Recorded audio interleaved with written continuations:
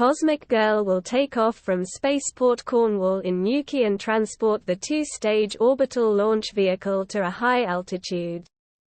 It will then be, horizontally, dropped before engaging its thrusters to launch itself into space at up to 17,500 miles per hour, where it will deposit the satellites. The LauncherOne vehicle arrived late Friday night from California, on board the C-17 Globemaster military plane. The mission, which is on track for a November liftoff, has been named Start Me Up in tribute to the iconic British band, the Rolling Stones. 1. Soviet Union, 4 October 1957 – 2.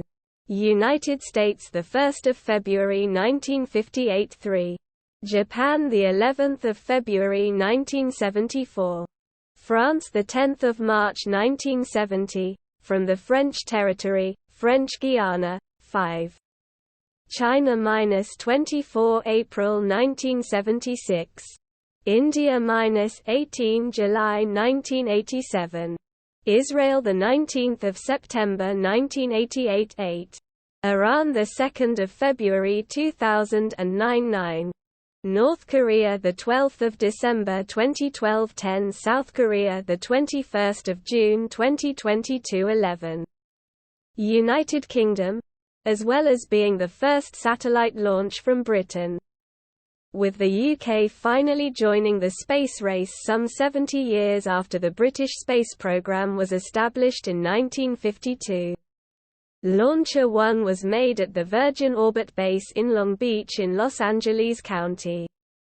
It will also be the first commercial launch from Europe and the first international launch by Virgin Orbit. It will be a momentous occasion. It has been flown to the UK along with all the ground support equipment, including the rocket's fueling rigs. It came after the Cosmic Girl plane, a modified Boeing 747, arrived last Tuesday, and has since begun flight rehearsals.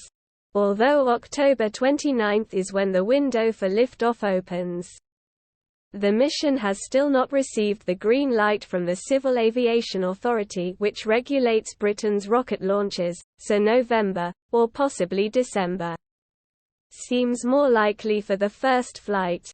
Once Cosmic Girl is at a high enough altitude, around 35,000 feet, LauncherOne will be unleashed. The rocket will then thrust itself to an orbital altitude where it will deploy the satellites, by catapulting them at 8,000 miles per hour.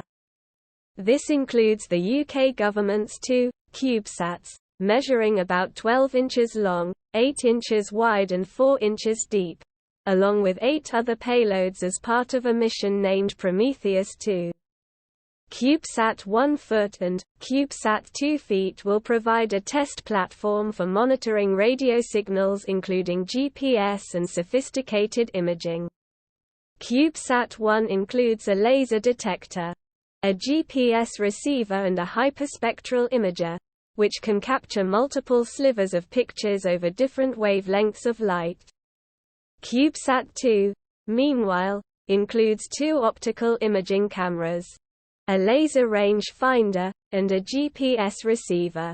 The CubeSats will allow MOD to better understand how the UK and its international partners can work together to create a more capable and flexible system, at a lower cost.